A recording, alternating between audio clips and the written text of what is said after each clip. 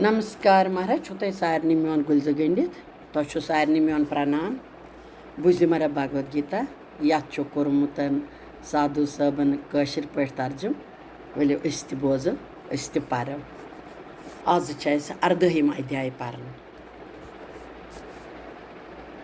ओम परमात्मने नमः। हरे कृष्ण। मोक्ष संन्यास योग। अर्जुन वाच 18वें अध्याय गोडनुक श्लोक। संन्यास से महाबाहो तत्त्वम् इच्छामि वेदितुं त्यागस्य च ऋषिकेश पृथक् केश निषूदन। अमुक अर्थ। 18वें अध्याय मंज व्यचनोवन त्यागुक्त मोक्षुक सोरुई ज्ञान अर्जनस परम वोदेशुक होवुत तमि दिव्य ज्ञान के गाशुक प्रकाश अनुग्रह त्युत वन कर असि हे कृष्ण हिच हव युत जन असियो होई ज्ञान हे महाबाहोत अंतर यमी अर्जन छुस वनान हे वासुदेव जानून छुस याचान त्याग बेय संन्यास वन तम अलग अलग अम्य कोई में भेद संन्यासुक क्या उद्देश्य आसान त्याग कमे उद्देश्य बापत करान अनुग्रह वने कर त्युत असे हे कृष्ण हिच हव युत जन असे यो होई ज्ञान। श्री भगवान वाच दोयम श्लोक। काम्यानाम कर्मणाम नासम संन्यासम कवयो विदु सर्वकरम फल त्यागम प्राहु त्यागम विचक्षणा। अमुक अर्थ। श्री भगवानन वन अर्जनस ज्ञानित विद्यवान क्या वनान। श्री भगवानन वन अर्जनस ज्ञानित विद्यवान क्या वनान। संसार व्यवहार कन कर मन हंदिस त्यागस संन्यास तिम समझान केवल कर्म फल त्यागस मगर छे बुद्धिमान इंसान त्याग वनान। त्याग बेय संन्यास ब्युन ब्युन छ समझान विद्वान ज्ञानी बेय बुद्धिमान। 18वें अध्याय मंज व्यचनोवन त्यागुक्त मोक्षुक सोरुई ज्ञान।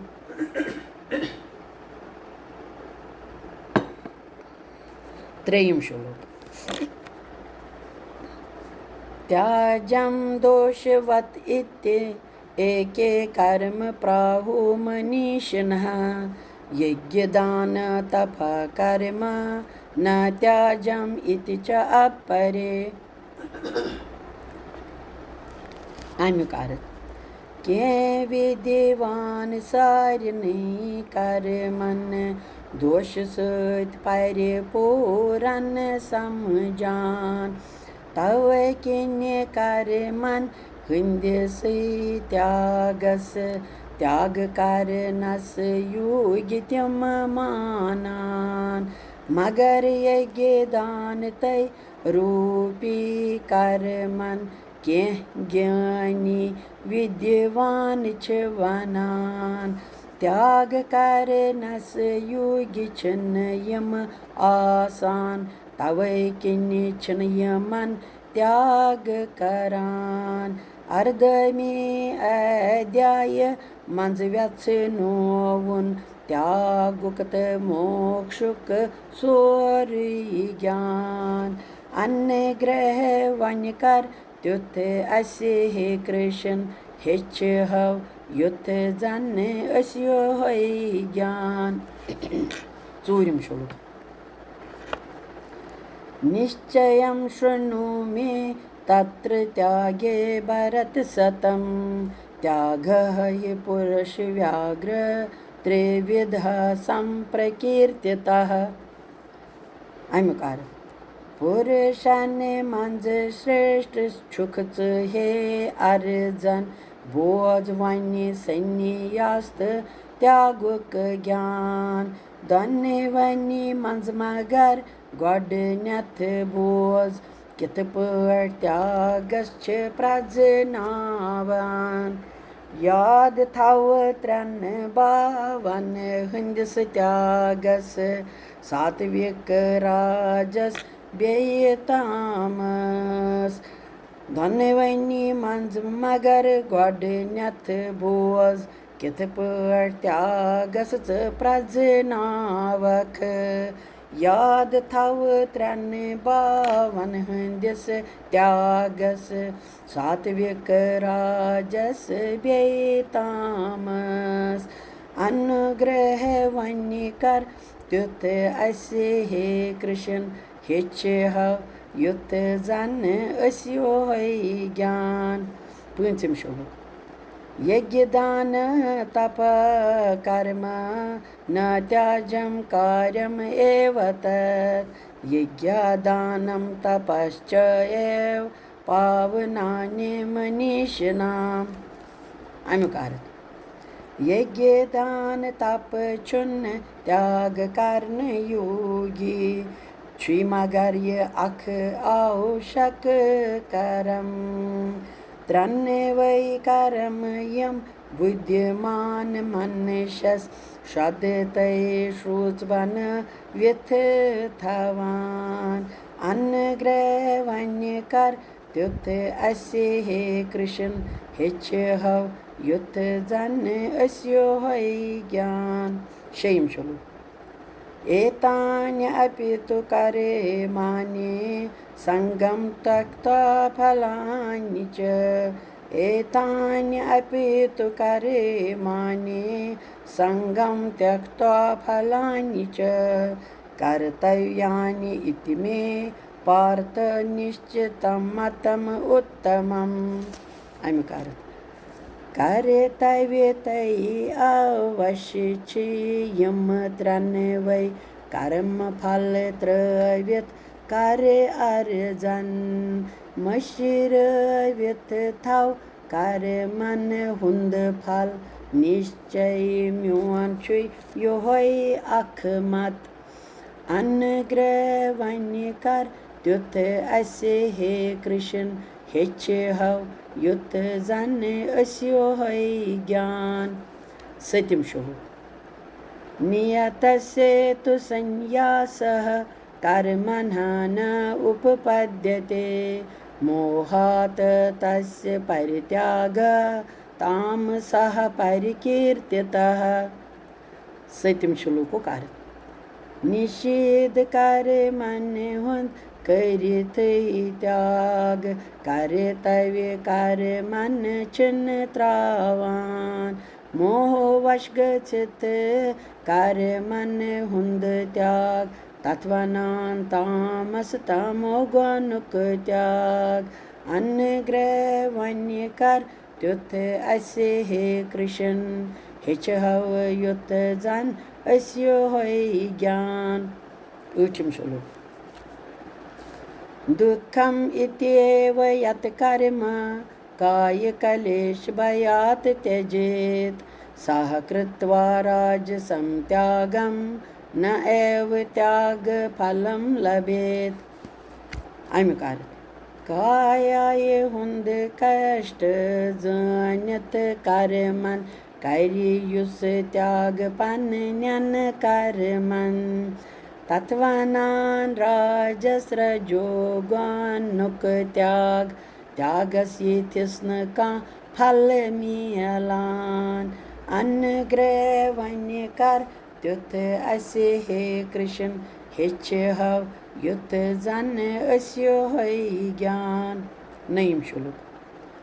कार्यम इति एव यत् कर्म नियतम क्रियते अर्जुन संगम त्यक्त्वा फलं च एव स त्यागः सात्विकः मतः। अमिक अर्थ शास्त्र विदितै कर्तव्य जानित मोहरुस तुई कामनाय त्रवेत करवन युस का रोजी करमन सुई गव सात्विक भावुक त्याग अनुग्रह वन्य कर त्युथ असे हे कृष्ण हेच्छहव युथ जन अस्यो है ज्ञान। दहिम श्लोक। न देष्ट अकुलम न देष्ट अकुशलम कर्म कुशलेन अनुषज्यते त्यागी सतो समाविष्टः मेधावी छन संशयः। दहिम श्लोक का अर्थ नच्छुग्रान करान अशुभ कर्मन नथवान लाए माय शुभ कर्मन संशय वर कर्म करान सुयोगी सतगुणस मंस बुद्धिमान त्यागे अनुग्रह वन्य कर त्युथ असे हे कृष्ण हेच्छहव युथ जन अस्यो है ज्ञान। कहिम श्लोक। नहि देहभृता शक्यं त्यक्तुं कर्माणि अशेषतः यः तु कर्म फलत्यागी सः त्यागी इति अभिधीयते। अमिक अर्थ बेशक कठिन छु देहधारी मनुष्यस सारिनै कर्मन करुन परित्याग करे युस कर्म फलन हुंद त्याग तस वोनुक थद्य खोत थोद त्यागी अनुग्रह वन्य कर त्युथ असे हे कृष्ण हेच्छहव युथ जन अस्यो है ज्ञान। अनुग्रह वन्य कर त्युथ असे हे कृष्ण हेच्छहव युथ जन अस्यो है ज्ञान हेच्छहव युथ जन अस्यो है ज्ञान। नमस्कार हरे कृष्ण। आज महाराज बनिस काश श्लोक बुझ महाराज भगवद गीता यह अर्धहिम अध्याय वुनुक ताम पर अतन काश श्लोक आज परोस महाराज बहिम श्लोक। ओम परमात्मने नमः। हरि ओम। अनिष्टम इष्टम मिश्रम च त्रिविधम कर्मणा फलम भवते अत्यागिनां प्रेत्य न तो संन्यासिनां क्वचित्। अमिक अर्थ करियथ युस न हेक्य कर्म फलन त्याग त्रन किस्मन हुंद फल तस्छु मिलान और खुर्त रल मिल येते बेये तते छुस अवश्य मिलान करियथ मगर कर्म फल नहीं त्याग सख दुख तिमन भोगुन छुन प्यावान अनुग्रह वन्य कर त्युथ असे हे कृष्ण हेच्छहव युथ जन अस्यो है ज्ञान। त्रुहम श्लोक। पंच एतानि महाबाहो कारणान्यन्यबोध मे सांख्ये कृत अन्ते प्रोक्तानि सिद्धये सर्वकर्मणाम्। अमुक अर्थ वेदन अनुसार सारने कर्मन हे अर्जन छे पाँच कारण हे महाबाहो वन वन ये सोरे पाँच वनी कारणन हुंद वर्णन अनुग्रह कर वन त्युत असी हे कृष्ण हेच हव युत जाने अस्यो है ज्ञान।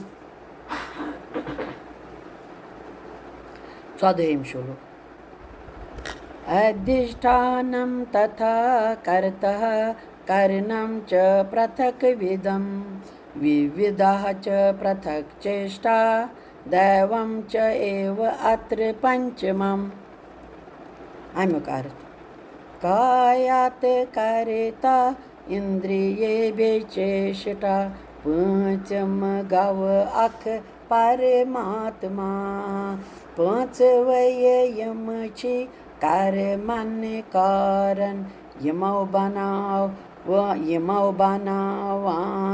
यमई बनावान ब्यन ब्यन साधन पाँच यम छी कर मन कारण यमई बनावान ब्यन ब्यन साधन अनुग्रह कर वन त्युथ असे हे कृष्ण हेच हव युथ जन अस्यो है ज्ञान।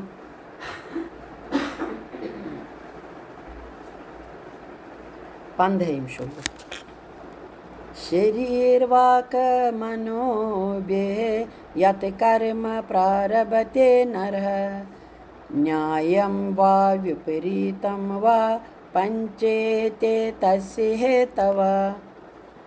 अमुक अर्थ करनावान शरीर मन तैवनी मन शस्त्रिया बद कर्मन शास्त्र अनुसार या तथ विपरीत कर्णस कर्मन यमय कारण अनुग्रह कर वन त्युथ असे हे कृष्ण हिच हव युथ जन असे होय ज्ञान। 16 श्लोक तत्रैवं सत्यकर्तारम् आत्मानं केवलं तु यः पश्यति अकृत बुद्धित्वात् न सः पश्यति दुर्मते। अमुक अर्थ यम पाँच कारण युस छुन मानान मनुष्यस यथ्य सेवनान नादान युस काय सोरी समझत छुन हेकान जानन गचन युत मनुष्य बुद्धिमान अनुग्रह कर वन त्युत असे हे कृष्ण हिच हव युत जन असे यो है ज्ञान। 17 श्लोक यस्य न अहं कृता भावः बुद्धि यस्य न लिप्यते यस्य न अहं कृता भावः बुद्धि यस्य न लिप्यते हत्वा अपि सह इमान् लोकान् न हन्ति न निबध्यते। अमुक अर्थ बई पान करन वोल छुस सोरे थवि युस नये यथ स्वभाव के भाव दूर रोज यथ संसार हाव भावस कर्म बंधन्ते कर नस्न जहाँ बंद युत मनुष्य पापन दूर छुई रोजान मुँह मदते छुई न तस हवी गचान अर्धमी अध्याय मंज व्यत्से नोवन त्यागुक्त मोक्षुक सोरी ज्ञान।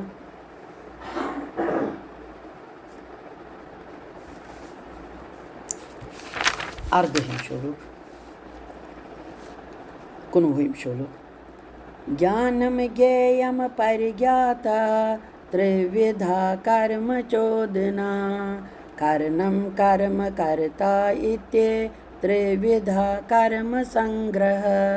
19 श्लोक ज्ञानं कर्म च कर्ता च त्रिधा एव गुणभेदता प्रोच्यते गुणसाङ्ख्याने यथावत् शृणुतान्यपि अमिक अर्धमित 19 श्लोक वन्य बोजार जन बेय त्रन कारणन यम कारनावान छे कर्मन ज्ञान बेय कमि बापत जानन ज्ञान सथ्यत ज्ञानस जानन वोल प्रेरित करान यम त्रन्वै कारण मनुष्यस कारनावान कर्मन प्रकृत हृदयन त्रन गुणनि अनुसार प्रकृत हृदयन त्रन गुणनि अनुसार क्या गय कर्म कुस गव करता क्या गय कर्म कुस गव करता कर्म करण वोल सथ्यत ज्ञान बेय कर्मन यी छुच समझुन हे अर्जन अनुग्रह कर वन त्युथ असी हे कृष्ण हेच हव युथ जन असियो होई ज्ञान 20 श्लोक सर्वभूतेषु येन एकं भावम् अव्ययम् ईक्षते अव्यभक्तं विभक्तेषु तत् ज्ञानं विधि सात्विकम् अमिक प्रव्यत ज्ञान त्युथ बदित विवेक सत सात्विक स्वभाव रूजत संभाव ब्यन ब्यन रूपन मंज सुई निराकार वुचहन अखंड साक्षात साकार करनावी साक्षात्कार युस ज्ञान तथ ज्ञानस वोनुक सात्विक ज्ञान अनुग्रह कर वन त्युथ असी हे कृष्ण हेच हव युथ जन असी योई ज्ञान 21 श्लोक पृथक्त्वेन तु यत् ज्ञानं नाना भावान् पृथक् विदान् वेतत् सर्वेषु भूतेषु तत् ज्ञानं विधिराजसम् अमिक युस मनुष्य धर्मस अधर्मस न समझान बेपरमेश्वरस न जीवन मंज वुचान तथ ज्ञानस बदि बेतस मनुष्यस राजस भावुक सौ भाव वन यवान अर्जनस परम वो देशुक च होवुत तमि दिव्य ज्ञान के गाशुक प्रकाश 22 श्लोक यत् कृतस्नवत् एकस्मिन् कार्ये सक्तम् अहेतुकम् अत तव आर्थवत् अल्पं च तत् तामसम् उदारतम् अमिक अर्थ धर्मस अधर्म तय अधर्मस धर्म वनान ज्ञानस यिथस तामस छ वनान पजस आपुज बेय अंधकारस मंज फेरनावान विपरीत दिशायन यम्य सत्य मनुष्यस रोजान अहंकार तामसिक ज्ञान गव तवै बेकार अर्जनस परम वो देशुक च होवुत तमि दिव्य ज्ञान के गाशुक प्रकाश अर्जनस परम वो नमस्कार होवुत तमि दिव्य ज्ञान के गाशुक प्रकाश जय श्री कृष्ण आज महाराज पर 22 श्लोक अर्धहिम अध्याय 22 श्लोक पर आज परो 23 श्लोक हरे कृष्ण ओम परमात्मने नमः 23 श्लोक नियतं सङ्गरहितम् अरागदेशता कृतम् अफलप्रेपुसुना कर्म यत् तत् सात्विकम् उच्यते। अमिकार कामनाय राग देश अभिमान वर शास्त्र विद्य अनुसार करिथे तप जप पाठ पूजा तय नित्य कर्म अछु सात्विक व्यवहार वनन यवान अन्य ग्रह करे वन तुत अस्य हे कृष्ण हिच हव युथ जन अस्यो है ज्ञान।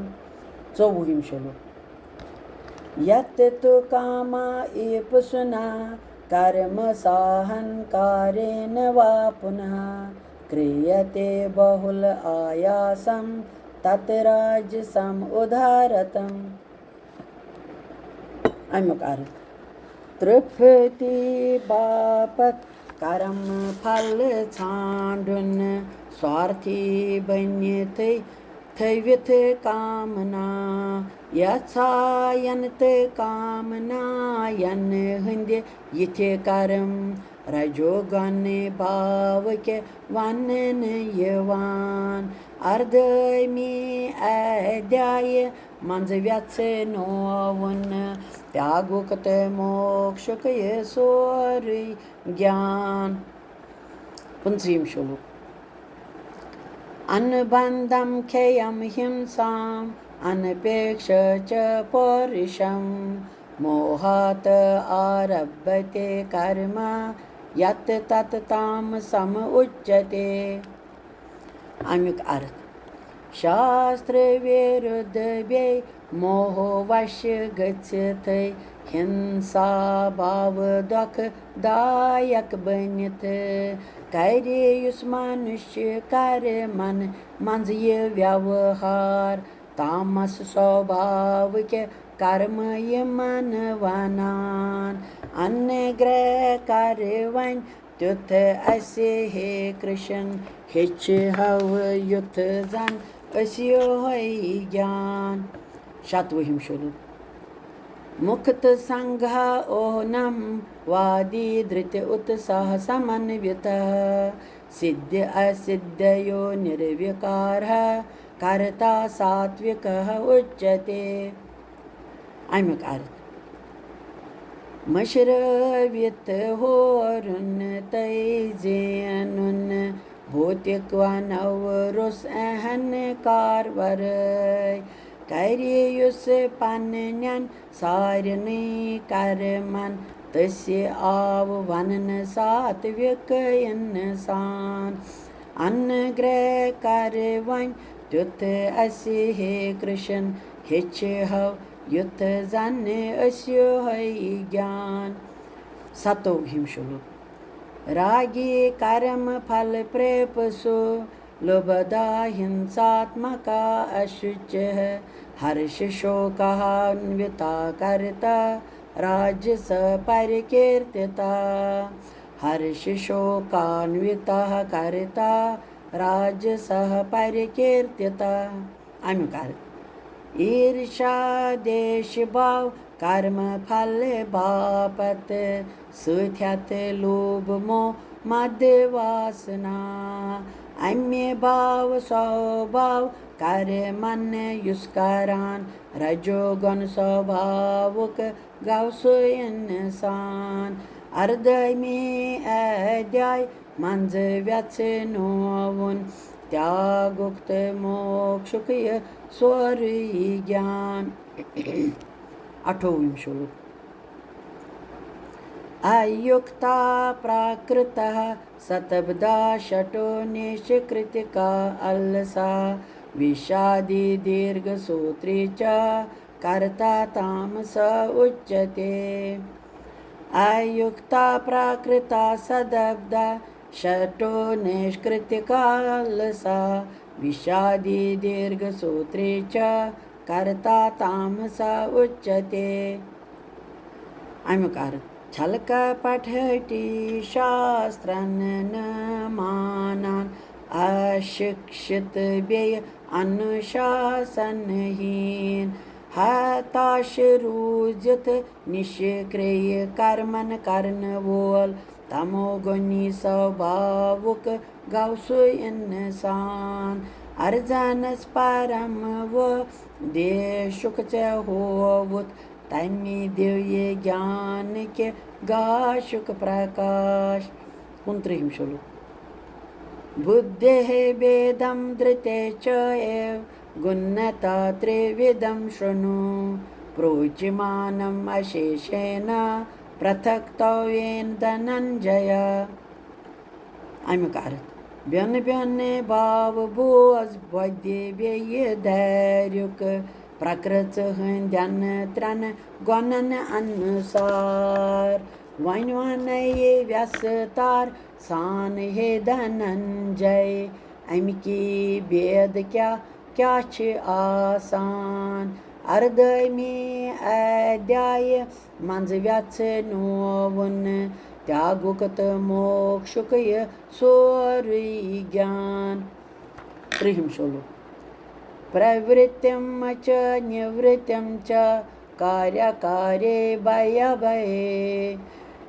भयाभये बन्धं मोक्षं च या वैति बुद्ध्या सा पार्थ सात्विकी प्रवृत्तं च निवृत्तं च कार्यकार्ये भये बन्धं मोक्षं च या वैति बुद्ध्या सा पार्थ सात्विकी अमिकार कर्तव्य अकर्तव्य सथ्यथ भय अभय बंधन तय मोक्ष गछनुक भाव पोज जानित रूजित ह्युवे सरसे सात्विक बद अथ वनन यवान अनुग्रह कर वन त्युथ अस्य हे कृष्ण हेच हव युथ जन अस्यो है ज्ञान 31 श्लोक यया धर्मम अधर्मम च कार्यम च अकार्यम एव च अया यथावत प्रजानाते बुद्धि सा पार्थ राजसी अमकार कर्तव्य अकर्तव्य धर्मस अधर्मस पुजन जानित अथ अपुज मानान अथे बोधि बेय अथे भावस स्वभावस रजोगुण चे प्रवृत्ति वनन यवान अर्धमी अध्याय मंज व्यथ नविन त्यागुक त मोक्षुक ये सोरी ज्ञान 32 श्लोक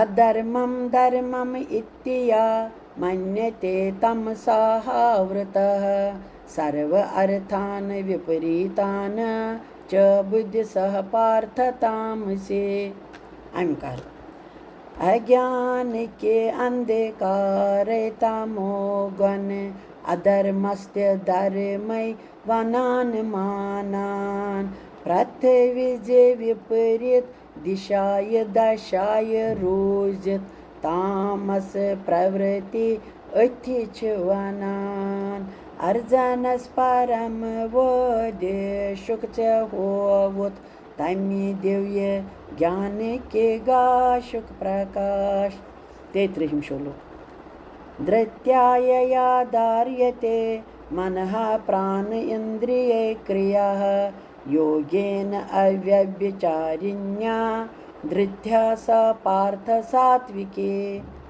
अमकार अटल अचल तय अटोट योग्याभ्यास सत ध्यान योगस मंज रोज करवुन वश्य कर थव्य मन प्राण इंद्रियन गर गर कर परमेश्वर ध्यान कर सारन धार्मिक क्रियायन सात्विक दृढ़ भाव अथे छ वनान अर्धमी अध्याय मंज व्यथ नविन त्यागुक्त मोक्षुक ये सोरै ज्ञान अर्धैमे अध्याय मंज व्यचनविन त्यागुक्त मोक्षुक ये सोरै ज्ञान।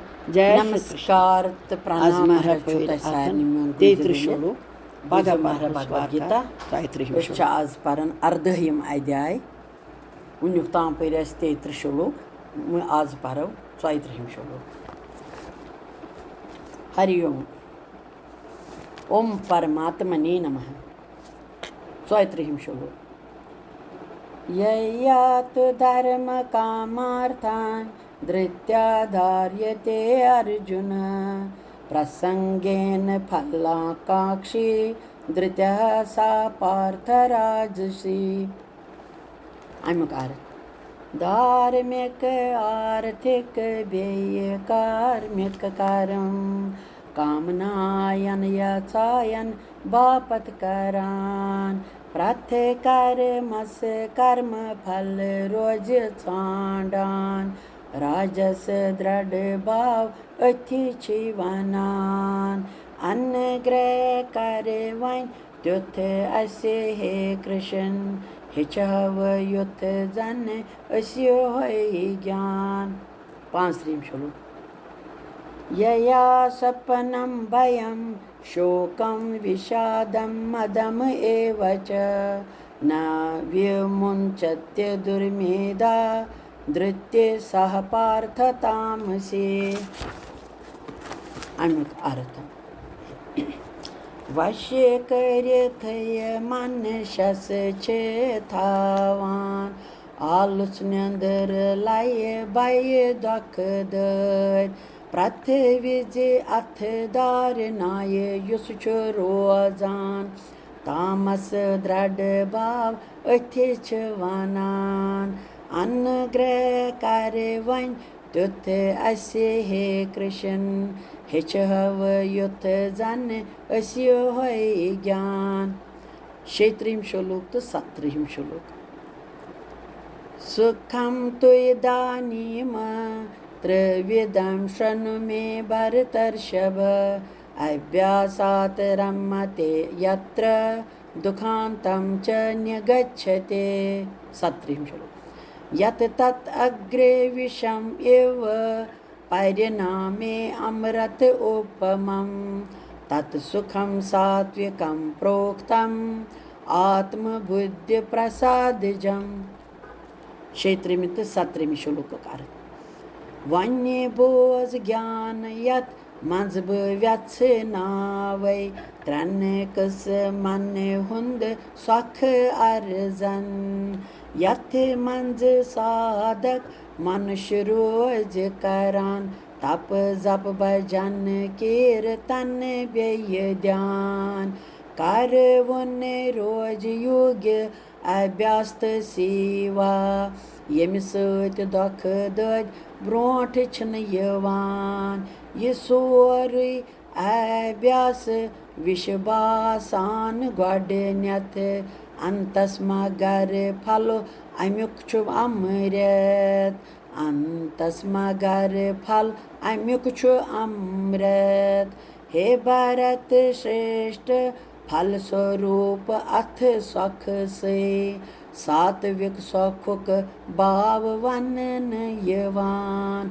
अर्धमी अध्याय मंज व्यचनविन त्यागुक्त मोक्षुक ये सोरै ज्ञान।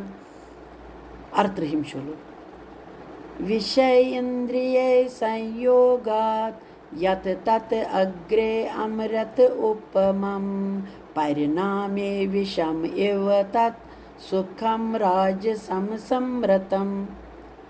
अमुक अर्थ इंद्रिय तृप्ति बापत युस्य का मनुष्य संसार विषयन हुंद सुख भोगान सुख सुई भासान गोडनेथ अमृत फलस्वरूप युथ सुख छु विष नियरान फलस्वरूप युथ सुख छु विष नियरान Sokh yuth an tasch dokh vatnavan Rajas sokh öth van yavan Angre kare van Tuth asi he Krishan Hich hav yuth zanne asyo hoy gyan 29 shuluk Yat agre cha anubandescha Sukham mohanam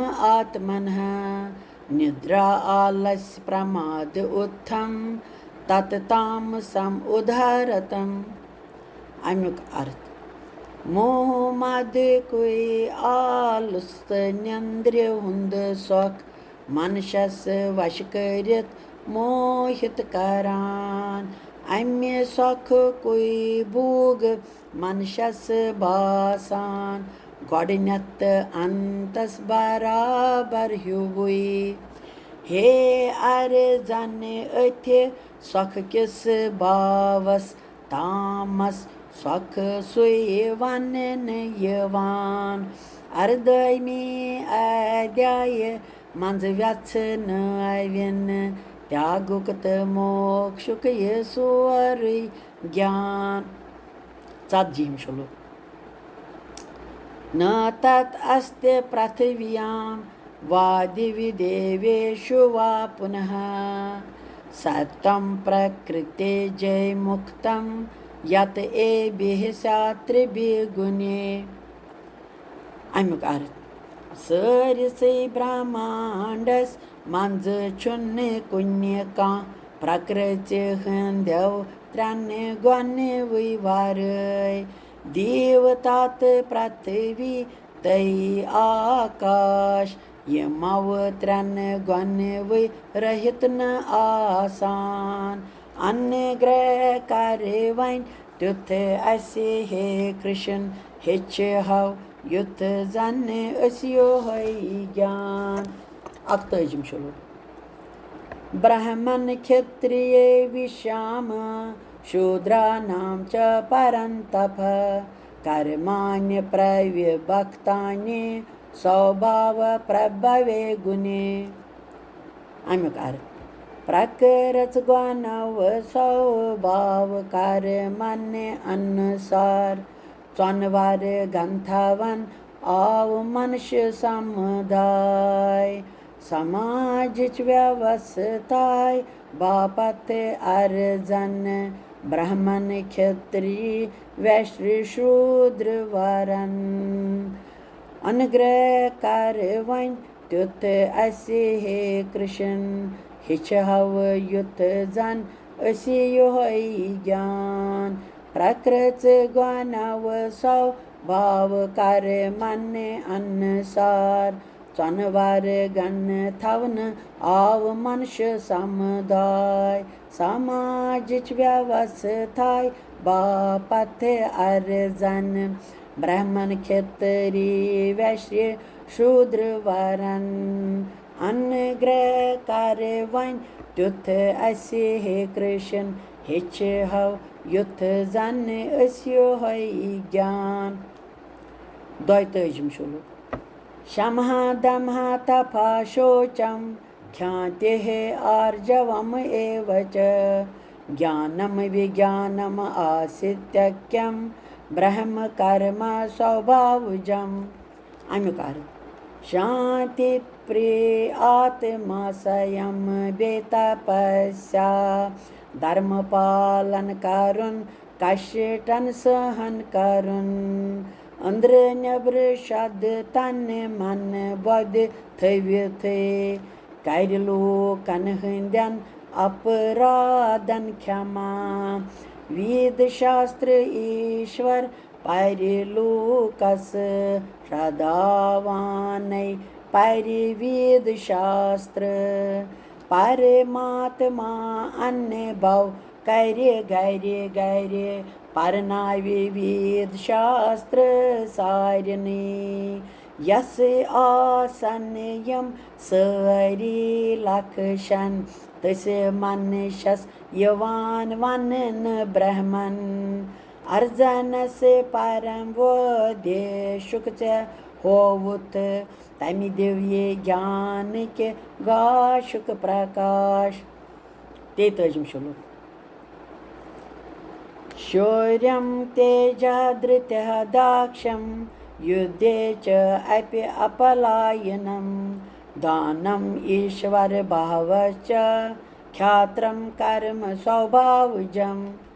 Amik अर्थ धैर्युक तेज दक्षता शूरवीरता युद्ध कार्य दृढ़ संकल्प शक्ति जंग लड़े निच चुतरायत नेत्र तव सथ खुल दिल दान दिन कोई स्वाम्य भाव यम यथि सारी कर्म बेय गुण क्षेत्रे धर्मिक गई लक्षण अनुग्रह कर वन त्युथ असि हे कृष्ण हेच हव युथ जन अस्यो है ज्ञान।